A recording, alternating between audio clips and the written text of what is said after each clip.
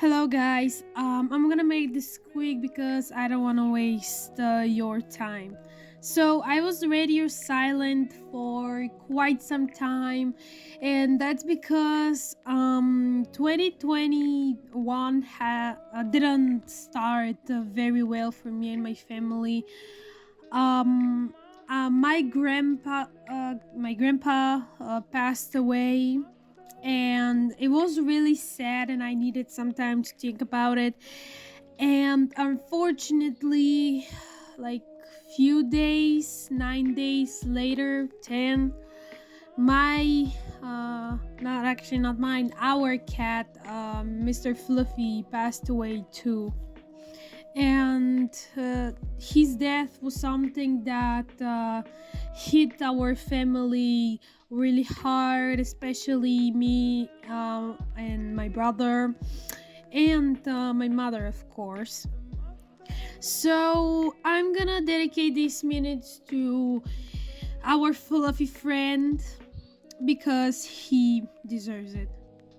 So I'll never forget the day that my brother brought Mr. Fluffy into our home. It was 2010, but we were really sure that he was born in 2009 because he was pretty grown up when we brought him home. At first, he was scared. He didn't know where he was. Strangely, he spent the first night into the sink of our kitchen, which was pretty cute. And from this day, he decided to stay in the house because my grandma said that if a cat does not want to stay in your house, it would leave. And I think he liked it and he stayed. One like saga that my dad and Mr. Fluffy had was that Mr. Fluffy will go pee in my dad's shoes and my dad will chase him around the house or throw a flip flop at him. And this was kind of like a show to the other of us, a show that we will never forget. At first, Mr. Fluffy didn't like me. I was little.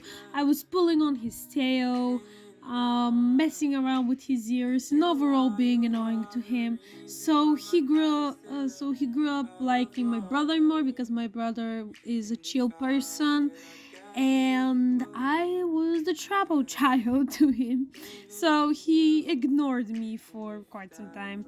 But eventually, after my brother left for college, we were left the two of us alone, and slowly but surely he started liking me. And when I was doing my homework, he will sit behind my back or in my lab while I do my homework, and until our parents get home. And so days, months, and years passed, and I never thought of the day that he will pass away. But unfortunately, this day came. It first started with him stop eating food, and after that he stopped drinking water, and me and my brother got concerned, so we took him to a veterinarian. I don't know how to pronounce it. Okay, we took him to the vet, and he gave us some pills, and we did give him the pills by dissolving them in water and giving him to him by a syringe. It was kind of a nightmare, but we managed, and soon after he felt better and he started drinking water again and maybe getting a little bites of food. And I thought that was it. He will survive, but unfortunately, things got worse. He stopped eating and drinking water again, and this time he wasn't looking very well. So my dad took him to his friend that is a vet, and she told us that his kidneys weren't working, and that he was really intoxicated. She said, like, she kind of yelled at us because we didn't took action at first, and we didn't know it, but she finally settled down and she gave us medicine. She told us to feed him raw meat, but he didn't like raw meat, so it was kind of the challenge there. And she gave us a bunch of medication, and I was hoping that he will get better and eventually he'll be back to normal, but sadly that didn't happen. Uh, it was kind of scary seeing him slowly fading away because at one point he stopped moving around the house. He was trying to hide himself, which meant that he wasn't going to survive. But I didn't want it to like think about it, and I was just like, okay, he just wants to hide. And eventually he found a hiding place that was in between my desk and the wall and our radiator, actually. And he stayed there, and he was coming out of this place quite a lot, but he stopped. And we, like me and my brother, we knew that he wouldn't survive it. So days passed, he got even worse. He started like meowing this fainted meows that sounded for help, and that he was scared, and a lot of he stopped walking. He sat in the corner. We gave him water. We looked after him. After all, we had to give him his medicine, some food. But eventually, on his last vet check, she told us that he wouldn't survive. His kidneys were far gone, and it came to our mind that we must put him to sleep. It was a question, like a decision that I didn't want to come finally at it, because I didn't want it to put him asleep, because I thought that there was still hope. But one night when came back home, because I was with my best friend, I saw my brother hugging like Fluffy, and sitting on the ground, and he was crying. Actually, this was the first time I saw my brother crying, which kind of broke me. So I just took off my jacket and just sat next to him and hugged him. And because I'm a really emotional person, I started crying with him. And we knew that we had to make that choice. My parents took a step back, and they gave us the opportunity to make this choice, because after all, this cat was responsibility of me and my brother. And we kind of debated it. I didn't want it, but my brother said to me, hey, we must do this. He's in pain. This is suffering for him. We don't know how much he will be like this. It's better to end it than he suffering who knows how long. And we took the choice, and on the next Monday we had to put him down.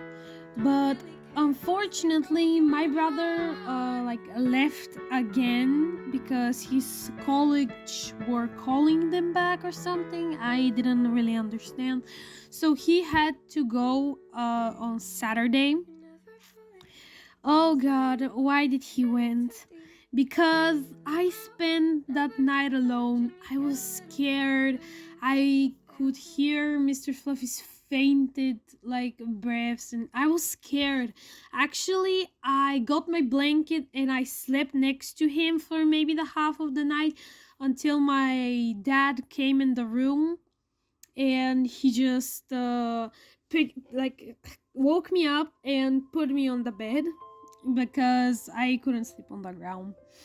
And the next day, while my parents and my grandmom and other relatives were at the grave of my grandpa, I was alone at home and I was just cleaning my room. I was cleaning actually the house when I just stopped to look at Mr. Fluffy to see if he's okay.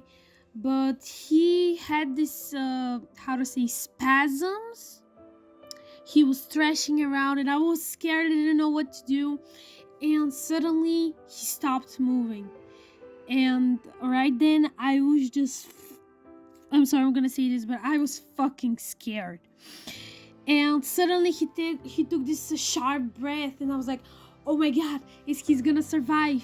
But he stopped again, and again he was taking a sharp breath, and this was like continuing, and I didn't know what was going to happen, and I realized that these were his final breaths.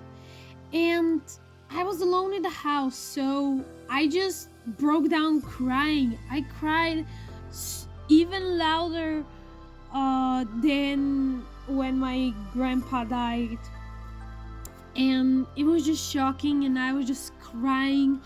And I called my parents before that, actually, and they got home really early. And at the moment they opened the door, I just jumped at my mom and I said, "Mom, he's dying, he's taking his last breaths." And I was crying, I couldn't even say those words. And my dad was like, "Okay, uh, you and your mom go to the kitchen, I'll go see him." And we were sitting there, and my dad came in the kitchen, and he was like, "Yes, those are his final breaths, he's dying." And me and my mom had a cry because he was just a partner, a creature that will welcome you home, that will look at you with his beautiful amber eyes, and I'm gonna miss it. So he took his final breath and he passed away. He was gone. So my dad picked up a shoebox with his color, which is black, and he put him in there, and he took it somewhere. I don't know where. I don't know what happened, but yes, he's finally gone. I needed what 3 days to make this like speed paint, and now I needed 2 more days to make this recording because after I finished the drawing, I just looked at it and just started crying. And my grandma was actually here with me in the apartment, and he saw it, and she just hugged me and she said, "Don't worry, he's in a better place now, he's not feeling any pain there."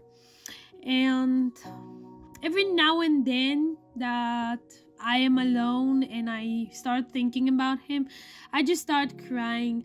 I know I might sound like a crybaby, but I'm just an emotional person, and I will miss him because it will be strange for me coming home and him not being in front of the door waiting for me to greet me home, to feed him, to pet him. But life continues on, and I have to continue too. Yes, it will be hard for me. It will be like strange, but I know that he's in better place and that he's feeling happy. Who knows? Maybe we'll get a new cat, but I don't think so. But at least I know that we saved his life and he lived a good and happy life here with us. So I'm making this speed paint for Mr. Fluffy from me and the whole family. I want to thank you all for being patient and giving me some time to think about it and being supportive. So, yeah, thank you all, and I will be back with a much more cheery video. And yeah, thank you all. See you in the next one. Bye.